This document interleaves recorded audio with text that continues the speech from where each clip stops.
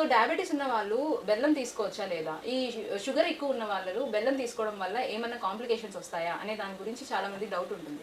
So బెల్లంలో ఏంటి అంటే మనకి ఒక 1 కప్ ఆఫ్ జాగరీలో మనకి 80% ఫ్రక్టోస్ అనేది ఉంటుంది. సో ఈ 80% ఫ్రక్టోస్ అనేది తీసుకున్న తర్వాత మనకి బాడీలో డైజెషన్ అయిన తర్వాత అది గ్లూకోజ్ కింద కన్వర్ట్ అవుతుంది అనమాట. సో దానివల్ల మనకి షుగర్ లెవెల్స్ అనేవి హైక్ అయ్యే అవకాశాలు ఎక్కువ ఉంటాయి. బట్ ఏంటి అంటే మనకి జాగరీలో ఐరన్ అని మెగ్నీషియం అని ఇట్లా మల్టీ మినరల్స్ అని ఎక్కువ ఉంటాయి. సో అవి మనకి బాడీకి రావాలి కదా, మరి తీసుకోపోతే ఎలా అని అనుకుంటాం. బట్ ఏంటి అంటే బార్డర్ లైన్ డయాబెటీస్ అంటే ప్రీ డయాబెటీస్ ఉన్న వాళ్ళు, అట్లాగే డయాబెటీస్ ఇనీషియల్ గా స్టార్టింగ్ ఉన్న వాళ్ళు మాత్రం జాగరీ తీసుకోవచ్చు. బట్ ఎప్పుడైతే అన్కంట్రోల్డ్ డయాబెటీస్ ఉంటుందో, అంటే షుగర్ అనేది కంట్రోల్లో లేకుండా high level of sugar contents ఎక్కువ ఉన్న వాళ్ళలో ఏంటి అంటే జాగరీ తీసుకోవడం వల్ల ఇంకా మనకి ఎక్కువ అయ్యే అవకాశాలు ఉంటాయి. అందుకని ప్రీ డయాబెటీస్ వాళ్ళు అట్లాగే షుగర్ నార్మల్గా మెయింటైన్ అవుతున్న వాళ్ళు మాత్రం జాగరీ తీసుకోవచ్చు. బట్ ఎక్కువ కంటెంట్ షుగర్ ఎక్కువ ఉన్న వాళ్ళు మాత్రం ఈ జాగరీ అనేది అవాయిడ్ చేసుకోవడమే మంచిది. Thank you.